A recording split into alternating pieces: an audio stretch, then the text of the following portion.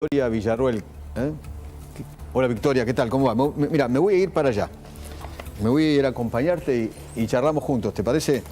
Hola Eduardo. Hola Pablo. ¿Cómo Hola estás? Victoria, ¿qué tal? Mucho Bien, gusto. muy bien. Bueno, ¿cómo se sintió el debate anoche? La verdad que fue un debate sumamente agresivo, con muchos golpes bajos, con muy poco planteo de las ideas que nosotros queremos aplicar cada una de las coaliciones políticas que participamos. Me resultó sucio. Me resultó, era la primera vez que asistía a un debate, era la primera vez que me cruzaba con cada una de estas personas y sinceramente desde lo humano me pareció muy reprochable la discusión. ¿Por qué y desde sucio? lo político limitada. ¿Por qué sucio? Porque se dijeron cosas que son mentiras aviesas. Se dijo que yo nunca trabajé. Yo tengo aportes desde los 21 años. Eso no es tan difícil de buscar. Que no trabajaste. Claro. Eso lo dijo el candidato a vicepresidente Petri. Eso lo dijo Rossi, Rossi. que yo no había trabajado nunca. A los 18 años empecé a trabajar, como muchos, como recepcionista en un centro odontológico. A los 21 finalmente pude ingresar a un estudio jurídico al que no quiero dar el nombre del abogado porque no sé qué piensa políticamente y no lo voy a afectar en su vida, pero están los aportes hechos. Entonces, después que no presenté proyectos de seguridad, cuando yo estoy hablando de la causa mapuche, cuando estoy presentando pedidos de informes o el pedido de derogación de lo que hoy justifican todo el freno a las usurpaciones por los pueblos originarios. ¿De qué estoy hablando? Estoy hablando de seguridad, estoy hablando de la integridad territorial. Cuando voy a la zona en donde hay usurpaciones, en Neuquén, en Río Negro, en Chubut, ¿qué estoy haciendo? Estoy hablando de seguridad. Entonces, definitivamente que se me diga ñoqui, que se diga que nunca trabajé, que se hable de mi papá fallecido y que un militar cobra un sueldo del Estado y por eso me mantuvo. ¿Pero qué pretendía Rossi? ¿Que trabaje desde los 5 años? Entonces, definitivamente me pareció algo artero. Y de nuevo, la falta de calidad humana de los candidatos me sorprendió. Quiero rescatar con quien tengo una cordial pero distante relación en la Cámara de Diputados a Florencio Randazzo, del cual sé muy poco desde lo personal, no he tomado ni un café, pero hoy le escribí, pedí su teléfono para que me lo consiguieran, para simplemente decirle, bueno, te agradezco que al menos en la dificultad de que pertenecemos a dos espacios totalmente distintos, te hayas comportado como yo me habría comportado con el resto. ¿Te preparaste para el debate? Viste que los debates requieren de preparación por parte de los candidatos. Un coacheo, ¿no? Claro, fue tu primer debate. No tuve coacheo. No tengo los medios para contratar coacheo. ¿A quién le voy a decir que me prepare para algo que son las ideas de nuestro espacio, que tienen que ver con la convicción que vos tenés al defender tus ideas? Yo vengo diciendo lo mismo desde hace 18 años, o sea, cuando hablo de lo mismo, vengo defendiendo el mismo plexo de ideas. Se me acusa de que... por ejemplo, me encontré con Videla, también me encontré con Montoneros, pero si yo les di mi palabra como abogada de que no iba a citar sus nombres, ¿por qué tengo que hablar del resto? Ya que se metió en ese tema. Y de hecho, las declaraciones de Videla y de otros terroristas montoneros y de personas que fueron condenadas por lesa humanidad están en este libro. Están en este libro la información que recopilé de gente que fue testigo de los 70, porque yo nací en el 75, no hay forma de que supiera información que hay acá. ¿Cuál es su relación con los genocidas? Porque a usted le achacan eso, una relación particular con los genocidas. No sé qué relación particular puede haber cuando no he sido abogada de ningún militar acusado, condenado, imputado, de la calidad que ustedes quieran, por lesa humanidad. No representé nunca a ninguno. Ni siquiera... Solo me dediqué a defender víctimas del terrorismo y las únicas causas que he abierto en estos últimos años han estado relacionadas con víctimas del terrorismo, que por cierto está bueno que se los comente a los dos. El Poder Judicial en la República Argentina le dice a una persona que es asesinada por una bomba, como pasó en el comedor de la Policía Federal, donde mueren 23 personas, el Estado les dice que eso es un delito común. Sí, que según el Estatuto de Roma eso no puede ser considerado como delito de lesa humanidad. Es un delito de lesa humanidad, ¿no? Entonces mi relación es desde lo que yo tengo que saber de un tema en el cual estoy representando a las únicas víctimas que no son reconocidas por la historia argentina. ¿Cómo no voy a saber y cómo no voy a escuchar todas las campanas? Otra de las cosas que se dicen de usted que es una negacionista y que usted reivindica la dictadura. ¿Puede aclarar eso? Yo no reivindico ningún gobierno de facto y lo único que reivindico es el Estado de Derecho y el respeto a los derechos humanos. Dicho esto, el gobierno actual y todos los anteriores, desde el 83 en adelante, desgraciadamente a las víctimas del terrorismo no las reconocen y están por ende violando sus derechos humanos, porque el Estado argentino tiene un deber de protección para con las víctimas del terrorismo. Y esto es un fallo que es de la Corte Interamericana de Derechos Humanos, el cual obliga a la República Argentina. Me sorprendió a mí, ya que me vino a la cabeza ahora escuchando la pregunta de Eduardo y su respuesta, Horacio Berbisky, cuando le preguntaron sobre si reivindicaba la dictadura militar, Horacio Berbisky, reitero, dijo, yo no la escuché reivindicar a la dictadura, sí sé que defiende a las víctimas del terrorismo. Reitero, Horacio Berbisky, ¿no? Me sorprendió porque encuadró a Victoria Villarruel, no le debes caer muy simpático, No. a Berbisky justamente, pero al menos me parece que separó las aguas. Ni yo le caigo simpática a él, ni él me cae simpático a mí, imagino. porque claramente él integró una organización armada que cometió actos de terrorismo. Él fue segundo jefe de inteligencia de Montoneros, es decir, eran los que preparaban los atentados terroristas. Y el primero era Ricardo Walsh. Era Rodolfo Walsh, exactamente. Que, por cierto, relacionan a semejante asesino con los periodistas. No, dicen que es un faro. El dentro adalid del periodismo, un tipo que se especializaba en armar operaciones donde mataban gente. Bueno, yo estudié en la Facultad de Ciencias de Información de la ciudad de Córdoba. Claro. Operación Masacre era el libro emblema, y Rodolfo Walsh era el periodista emblema de Lo sigue siendo de la hoy. investigación periodística. Entonces, yo lo único que ¿Por qué quiero... entonces el ataque es? ¿Por qué es Victoria Villarruel? ¿Por qué esta fuerza emerge y no terminan de entender cómo abordarla? ¿Por qué cree que se dio lo que se dio en el debate de anoche? El ataque es por dos cosas. Primero, porque la Libertad Avanza hoy por hoy realmente es una fuerza política que representa el cambio. Todo lo demás es pasado, todo lo demás está trillado, todo lo demás está coacheado. Lo vimos ayer. Y el que no estaba coacheado era un impresentable como Rossi. Rossi la llamó en un momento Y mosquita después, muerta. la segunda razón es que obviamente no quieren que se sepa la verdad total.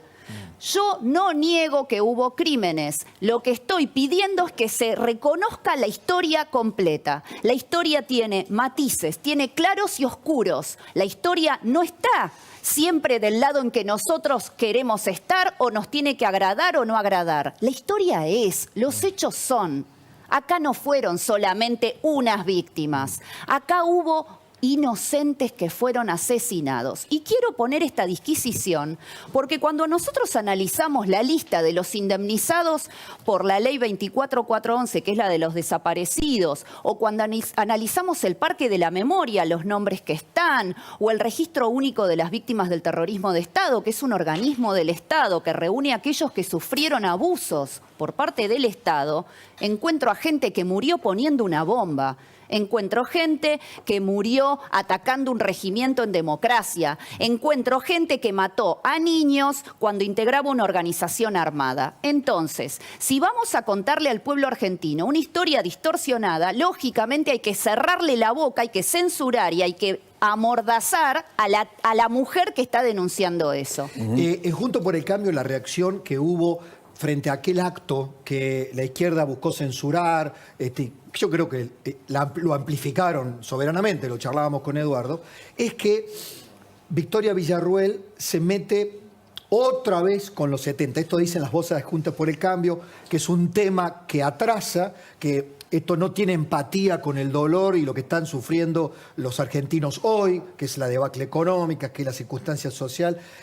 ¿Victoria Villarruel es solo reivindicación de los 70? No. De reivindicación, perdón, de las víctimas del terrorismo, de las organizaciones armadas. Mira, ayer tuvimos sesión, antes de ayer, tuvimos sesión en el Congreso. de 14 horas la sesión. Las 2 primeras horas fue un homenaje a una madre de Plaza de Mayo, a la CONADEP, a el Museo de la ESMA. De 7 homenajes, 6 homenajes, lo tuiteé, pero bueno, ya no recuerdo puntualmente los 6, pero de 7, 6 fueron relacionados con la década del 70. ¿En serio la década del 70 es pasado en este país? Solo porque yo traigo a colación a ciudadanos que no tienen derechos humanos, esas personas inevitablemente quedan responsabilizadas de los peores crímenes y los que las defendemos también. ¿En serio es así? Porque yo soy de la idea de que hay que hermanar al pueblo argentino, por supuesto. Y lamento mucho que Juntos por el Cambio haga estas disquisiciones, porque yo en ningún momento pegué golpes bajos. Y ellos tienen miembros de organizaciones armadas. Y yo no los menciono, como no menciono las cuestiones personales. Milei sí. Milei lo menciona. Javier dice que Patricia Bullrich perteneció. Milei lo menciona y yo tengo información de ese hecho. Ella lo Pero niega. yo no lo mezclo. Porque yo defiendo víctimas del terrorismo desde hace 18 años, esté o no esté Patricia Bullrich. Y ahí está la gran diferencia. Entonces, a mí lo que simplemente me gustaría es que finalmente el pueblo argentino supere el pasado, pero para superarlo hace falta verdad, justicia y reparación para las únicas personas que quedaron fuera de la historia oficial. Usted dijo que Eve Bonafini, Carlotto y compañía eran madres de terroristas. Sí, así es. Sus hijos integraron organizaciones armadas. Por supuesto, el dolor de una madre siempre es respetable y por supuesto puedo entender el desgarro de cada una de estas mujeres. Ahora, lo que no voy a justificar de ninguna manera es que, de alguna forma, crean que lo que hicieron sus hijos al integrar una organización armada que atacó tanto gobiernos de facto como gobiernos democráticos, porque la mayor cantidad de atentados se dio durante la vigencia de los gobiernos democráticos. Del 69 al 76. Del 69 al 79 fueron la mayoría de los atentados, pero la parte más concentrada de los mismos y la mayor cantidad de civiles afectados fue del 73 al 76, cuando había gobiernos votados por el pueblo. Entonces, entiendo el dolor de una madre, lo que no voy a justificar de ninguna manera es que una madre me venga a decir que su hijo es una blanca paloma cuando integraba una organización armada. Victoria, ayer Rebunequian dijo que Milei es dictador, o puede llegar a ser un dictador. ¿Lo dijo? No sabía. Que la Argentina no iba a soportar otro dictador. Otro dictador. Podemos poner, Pablo, podemos poner exactamente el título, porque esa fue la frase, La Nación lo tituló ayer. Pero obviamente hablando de Milei, ¿no? Sí, sí. Obvio. Que además, decíamos ayer, ha sido empleador de Javier durante muchísimos años. 15 lo años conoce, creo, más o menos. Y él le tiene una relación con Javier muy estrecha. Planteando, acá está, mira, ahí está. Si no se modera, está hablando de Milei, ¿no? Si no se modera, no estamos para aguantar otro dictador. ¿Qué hay acá? ¿Qué hay acá? No sé si de Urnequian, si no querés hablar de Urnequian. ¿Qué hay acá? ¿Hay temor a que la fuerza de la libertad pueda incubar un nuevo autoritarismo? Mira, yo no creo que haya autoritarismo en nuestro espacio. De hecho, nosotros tenemos divergencias con Javier Milei que son notorias, las hemos expresado los dos y en ningún momento... Por ejemplo, el tema de la venta de órganos en su momento lo planteó filosóficamente, en una charla que era de tipo filosófico. Para mí el cuerpo no es una mercancía, yo se lo expresé. Bien. Nosotros tenemos nuestro disenso. Bien. No hay ningún problema en plantearlo. ¿Es permeable a cambiar de punto de vista? Mirá, ante un punto de vista diferente? Sí, es permeable. De hecho, con el tema de la dolarización, él tenía una idea muy fija respecto de lo que planteaba como el camino a la dolarización y cuando trata a Emilio Campo y conoce la vía que tiene Emilio Campo para dolarizar, Javier la aceptó y analizó que era mejor que la suya. Ergo, ese es el camino. O sea que no tiene que ver, y estoy mencionándote algo que es estrictamente económico Sí, y que sí. es el área en Como la sea, cual... es mi él campo. se maneja. Claro, es mi Exacto, campo. entonces, por lo cual, no lo veo factible eso. Lo que sí te puedo decir, algo es claro, es un espacio donde las mujeres tenemos un montón de relevancia, donde la única fórmula presidencial, donde el vicepresidente es mencionado constantemente, salen todos los spots publicitarios, en ningún momento quiere que hable menos que él. Al contrario, quiere que hable, que opine, que Bueno, tenga relevancia pública. Es la fórmula de Javier Milei. De hecho, hasta ahora nunca vi que un presidente le delegara, no sé vos, Eduardo, Sí. a la vicepresidenta o a un vicepresidente le delegara, no sé, 3 ministerios o 3 áreas, porque ahora no sé cómo va a estar conformado. Fundamentales. 3 áreas fundamentales como seguridad, justicia y... No, defensa defensa e e inteligencia. 4. Mira, Javier Milei es bastante comprensible. En realidad es comprensivo con todas las mujeres que integramos el espacio, con los varones cuando recepta opiniones distintas en áreas tan sensibles como son las que maneja él y como en las que conoce él y las ha defendido a capa y espada en todos los programas de televisión, en el Congreso, etcétera. Es una persona con la cual yo puedo tener disensos, pero los puede tener cualquiera que quiera integrar el espacio. Ahora, desconozco qué opinará Urnequian, yo no lo conozco más de haberlo visto una vez o alguna vez en alguna conferencia y nada más, no he conversado con él. Lo que sí puedo decirte que creo que está francamente equivocado. Es una persona totalmente racional. Suenan algunas alarmas, por ejemplo, no me ha tocado a mí, de un Javier Milei cuando, por ejemplo, para venir a un programa de televisión, reitero, no me ha pasado a mí, pero Diego Scheikman, un colega de TN, que lo dijo públicamente, le condicionó su visita al programa de acuerdo a los invitados que tenía y pidió que bajaran invitados. ¿Eso está bien? No, pero no es cierto eso tampoco. ¿No? Mirá, yo creo que primero todos tenemos derecho a saber con quiénes nos vamos a cruzar en la mesa cuando vamos a un programa o con quién vamos a estar. Eso lo preguntan. me parece Hay que gente es que lo totalmente- pregunta y hay gente que no. Bueno, a mí me parece que es totalmente válido. De hecho, yo lo he hecho muchas veces porque me cruzaban con personas que integraron organizaciones armadas. Claro. Y tenés derecho a decir eso, no lo voy a hacer. Pero imagínate, he estado en programas donde estaban Perdía, Kremer, o sea, los tipos que eran los más importantes de Montoneros y el ERP. Creo que uno tiene que saber ese tipo de cuestiones. Y lo mismo me ha pasado en infinidad de programas en los que he ido por el tema de la década del 70 o incluso dentro de la discusión ya más política. Uno quiere saber quiénes van a Sí. estar. Lo veo válido y no veo ni que eso sea una mala práctica ni que sea algún tipo de acto de censura, como la verdad que la palabra censura es una palabra lo suficientemente grave, dura e importante como para que Petri se llene la boca con esa palabra. Así que la verdad que lo desmiento totalmente. Creo que Javier, como los periodistas, tienen derecho a elegir con quiénes quieren estar y a quiénes quieren invitar. Y las reglas del juego, son las reglas de la libertad de expresión y lo aplaudo. Volviendo al debate, ayer Rossi la trató de mosquita muerta. No te hagas la mosquita muerta. ¿Qué sintió en ese momento? ¿Por qué se ríe? Porque si hay algo que no soy es mosquita muerta. Esto es un Rossi perdido, ¿no? Me parece que Rossi estaba en otra galaxia, como dije, porque si hay algo que no soy es mosquita muerta. Se le perdió un misil. No es poca Se cosa. le perdió un misil. La verdad que el deterioro de las Fuerzas Armadas en las dos gestiones en las que estuvo Rossi y en la actual de Tayana y con Garré, realmente ha sido algo vergonzoso y lo estamos viendo en las consecuencias incluso del día de hoy en San Martín de los Tremendo, Andes. lo de hoy fue una Terrible. tragedia, ¿no? Eh, Me acuerdo de una época que se caían los aviones de la Fuerza Aérea. Sí. ¿Recuerdan ustedes? Mira, ayer lo dije en el debate. Hay unidades militares que en pleno invierno no tienen calefacción en la Patagonia o en zona de frontera. Hoy en unidades militares ni los soldados, ni los suboficiales, ni los oficiales reciben desayuno, almuerzo, merienda o cena. Ninguna de las comidas. Lo único que se está haciendo es darles a las guardias. Y a los soldados se los licencia de 8:30 a 13:30 para que almuercen en su casa o se lleven el tupper.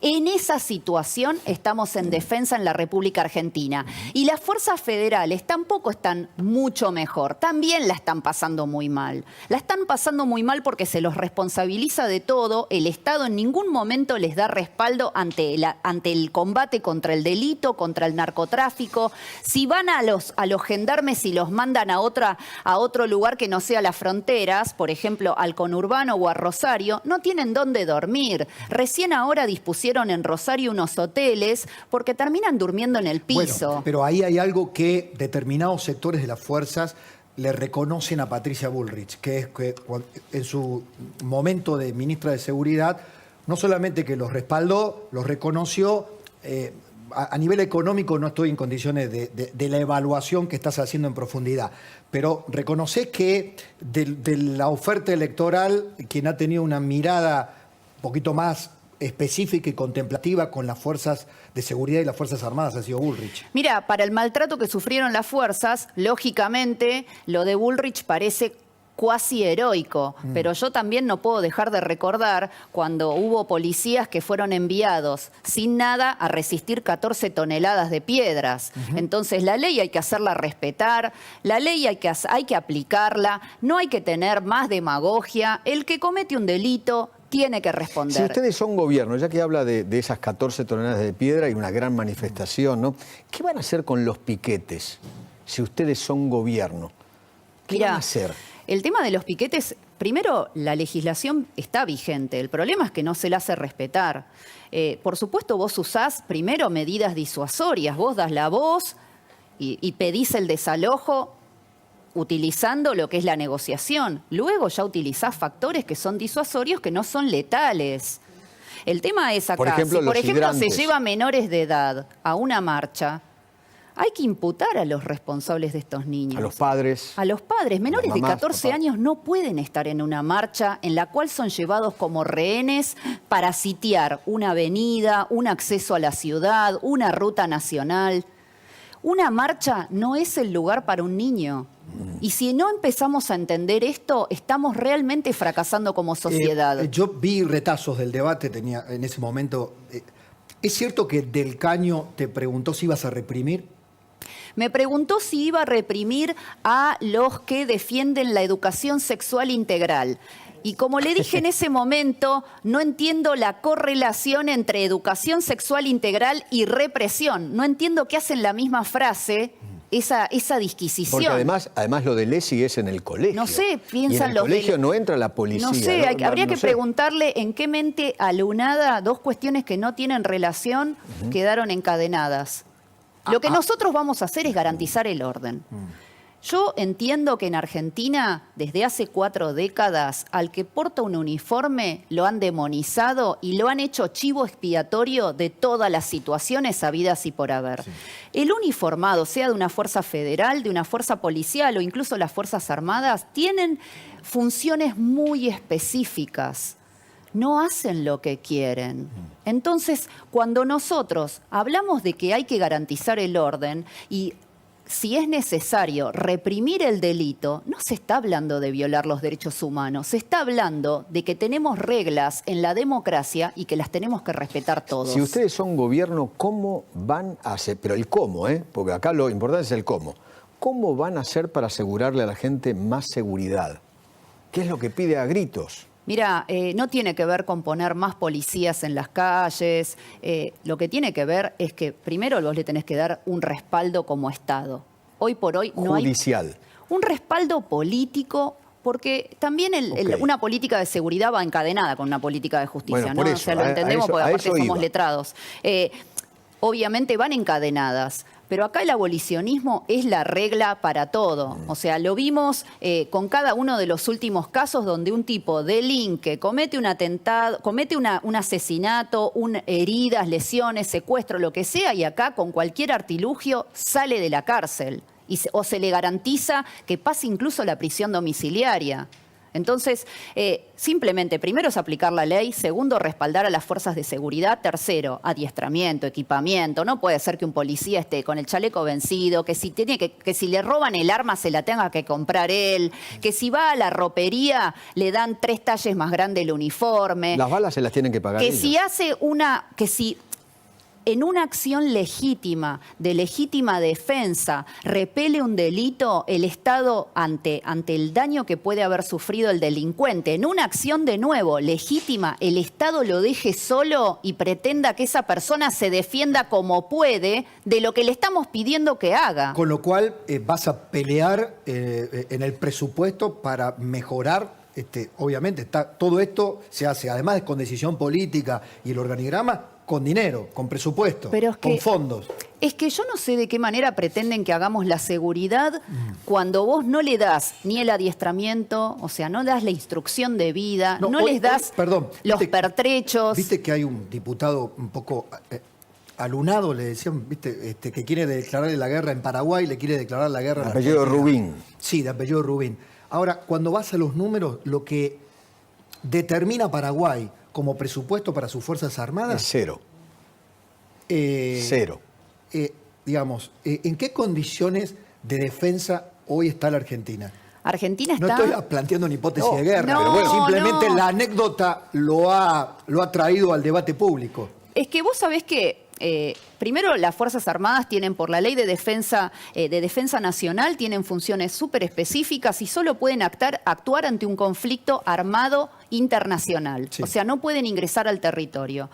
Obviamente hay algunas excepciones como el estado de sitio, ¿sí? Pero entendiendo esta situación, nosotros somos el país que tiene el menor presupuesto en defensa de la región. Tenemos desde los camiones que no tienen frenos y pasan las tragedias que pasan, hasta no podemos defender nuestro espacio aéreo, no podemos garantizar nuestro espacio marítimo, no tenemos control sobre las fronteras en el caso de las fuerzas federales. Definitivamente nosotros hoy por hoy estamos regalados ante el crimen organizado, el narcotráfico, la trata de personas, cualquier conflicto armado, porque nosotros podemos no tener ninguna hipótesis de conflicto porque somos John Lennon en Imagine y estamos en la paz de los cielos. Bueno, pero eso no significa que nosotros no podemos ser la hipótesis de conflicto de un segundo o tercer país.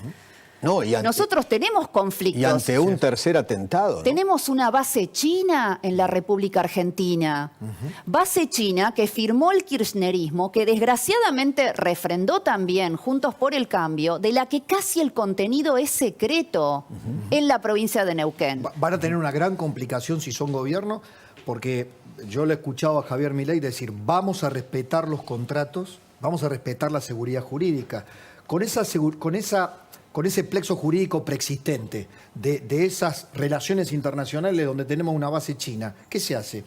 Imagínate que lo único que sabemos es que firmaron con la República Popular de China por 50 años la cesión, Embajada del Agrio, provincia de Neuquén, del territorio de esa base. Territorio que para el derecho es como si fuera territorio de China. Claro, como o una sea, embajada. Es como una embajada. No se puede Exacto. Claro, como una embajada. Entonces, primero hay que ver los condicionantes que se firmaron en ese tratado, condicionantes que ni Cristina Fernández de Kirchner ni nadie ha explicado jamás. ¿Esto significa que nosotros vamos a tomar alguna decisión sin conocerlo? No, desgraciadamente nos tenemos que imbuir de qué es lo que ha firmado el Estado argentino y que ya ratificó en un gobierno posterior. ¿Ustedes garantizan, cuando discutimos el tema dolarización sí o no, apareció Horacio Rosati a decir, si van a eliminar el peso, es anticonstitucional. Pero hay quienes también observan que la idea de los vouchers educativos va contra la Constitución en esto de la garantía de la educación pública. Y por otro lado, Javier Milei ha dicho, nosotros vamos a defender la Constitución, vamos con la Constitución de Alberdi más la reformada. ¿Ustedes le garantizan a la sociedad que los vota que van a gobernar con la Constitución en la mano? Por supuesto. Pero es que en ningún momento... Y en todo caso, que alguna idea que están elaborando hoy deberá pasar por el tamiz constitucional, y si no tiene tamiz constitucional, ¿no van a tratar de imponerlo? Primero... Parece obvia la pregunta, pero no es tan obvia. En una Argentina, donde, reitero, tuvimos un gobierno, como el de Cristina Kirchner, que a los derechos constitucionales muchas veces los puso entre comillas. En primer término, y esto es algo que en ningún momento salió de nuestra boca, nosotros no pensamos reformar la Constitución. Bien. Primera cuestión. Segunda cuestión, en todo momento, teniendo como base la Constitución, nosotros queremos garantizar los derechos que están reconocidos en la Constitución y en los tratados internacionales le hago que la Argentina pregunta, ratificó. Esta pregunta se la hago de otra manera. ¿Qué opina de lo que dijo justamente el presidente de la Corte? Que esa idea, cambiar la moneda, es inconstitucional. Bueno, el tema es que él está opinando como abogado, él no está opinando como la Corte Suprema de Justicia de la como Nación. un miembro de la Corte. De hecho, claro, pero no está hablando por sus fallos. La Corte habla por sus fallos. No se está con refiriendo lo cual, a la causa, dice usted. Exacto, y ¿No él no estaría él está adelantando opinión? preopinando. Él está preopinando. Dicho esto, y todos los que somos abogados lo sabemos, él está defendiendo su mitad de la biblioteca. Bueno, nosotros tenemos la otra mitad. No es algo, el derecho no es una ciencia exacta. No, obviamente. Sin torcer las leyes, hay interpretaciones. En este caso puntual respecto de la moneda, lo hay. ¿Usted ayer cuando hablaba con Rossi lo chicaneó con esto del silencio de Cristina? Sí, ¿dónde está Cristina? Habla el sábado. Sí, me lo dijo, pero ¿y dónde está Cristina mientras el país se incendia? La invitó, ¿no? Venga el sábado conmigo y vamos a escucharla, Sí, algo así, ¿no? no, pero prefiero evitarme el disgusto. Igualmente, creo que ¿dónde estuvo todos estos meses mientras el país se incendia, mientras estuvo socavando al presidente que ella eligió? Mientras se ventilan los actos de corrupción de su gobierno, mientras el ministro de Economía se candidatea como presidente del desastre del cual ella forma parte. Me parece que porque esté calladita la boca, eso no significa que no sea corresponsable de la situación crítica en la que vive nuestro país. Y en otro párrafo creo que fue así, dígame si no, cuando la atacan por su relación con Videla, usted le contesta, ustedes estuvieron a Milani. Sí. Sí, yo le pregunté por Milani, ¿no? En realidad yo no me lo planteé como un ataque. Yo simplemente le pregunté, bueno, ustedes están todo el día con las madres de Plaza de Mayo, con los derechos humanos y demás, y eligen a un tipo como Milani como jefe del ejército, que no era, por supuesto, el único que estaba en condiciones de serlo. Hay otra Y de las ellos cosas- lo defendieron. ¿Hay un doble discurso? Pero es que en todo el kirchnerismo hay un doble discurso. De hecho, no sé cómo hacen para dormir parados, porque realmente eso es lo que hacen constantemente. O sea, ellos dicen una cosa y hacen exactamente otra. Otra de las cosas que le achacan es que usted le llevaba la agenda a Videla. Pero, ¿de dónde sacaron No ese tipo sé, de no cosas? sé. No sé qué responder ante este tipo de acusaciones. La verdad no es que una no. acusación mía, ¿no? Porque No, después- no, después dice, por no, favor, porque Eduardo, Feynman lo que- la acusó de... Es que, Le traslado la no sé pregunta. qué pensaron, que yo tenía una relación de tanta cercanía con una persona a la que debo haber visto 2 o 3 veces con toda la furia. O sea, es como si dijéramos que Seferino Reato, por hacer su libro en el cual él lo entrevistó en la cárcel, no, digamos, y tiene fotos de esa situación y demás, terminó siendo gran amigo de Videla, pero esto es una ridiculez total. O sea, yo entiendo que hay gente que quiere que no se sepa una parte de la historia, pero yo no estoy justificando a nadie por exponer que acá hay personas que no tienen derechos humanos. Lamento que esto le moleste a la gente que necesita que la historia no sea conocida para que su impunidad esté garantizada por siempre en este país. Impunidad que estamos padeciendo hasta el día de hoy, que estamos pagando indemnizaciones que son de millones de dólares, que estamos poniendo en cargos públicos a personas que hablan concretamente de sostener el terrorismo, como lo han hecho muchos de los hijos de aquellos miembros de organizaciones armadas, de los cuales tenemos un montón en cargos importantísimos del Estado. Por supuesto, un hijo nunca es culpable ni de las acciones de sus padres, ni de los dichos de sus padres, ni de nada, pero desde el momento en que vos justificás y te convertís de alguna manera en cómplice de eso. Gracias por venir, ¿eh? La Gracias. verdad, muy agradecido. Una última, Sí. así, casi un chascarrillo final. Leí entre tantas interpretaciones que se hicieron del debate, viste que hacían calificaciones, quién ganó uno, según como cada cual está en la feria, ¿no? Pero me sorprendió, creo que te lo comenté hoy, me sorprendió una, dice que no sé si pretendía hacer o un elogio o una crítica. Anoche vimos a una Margaret Thatcher argentina joven. por eso digo, no sé si es un elogio por el carácter o por pegarla a los ingleses. ¿Cómo crees que se visualiza Victoria Villarruel hoy? Yo, y lo he dicho muchas veces, yo de la única forma que me quiero visualizar es como una patriota, punto. Si no hubiera habido el descalabro que hay en la República Argentina, probablemente yo no me hubiera sentido compelida a ingresar a la política, porque hay muchos sinsabores, hay muchas críticas y hay peligros. Entonces, simplemente yo querría hacer mi aporte a la Argentina. La verdad que Margaret Thatcher, yo siempre voy a estar con Malvinas, con los veteranos de Malvinas, con el reclamo de soberanía de nuestro país, y lo que puedo tener de parecido es el blanco de los ojos y los colores que pueden gustarnos para vestirnos, nada más. O la En el dama de resto, hierro. también me dicen la dama de hierro, y de hecho Bueno. Javier me ha dicho, uy, perdóname por decirte la dama de hierro. Y le digo, no, porque yo entiendo por qué me lo estás diciendo y no me lo tomo a mal. Ahora, la verdad que yo lo único que quiero ser es una buena Argentina, nada más. Gracias, Victoria. Gracias. Gracias por haber venido. Querido amigo. Querido amigo, placer.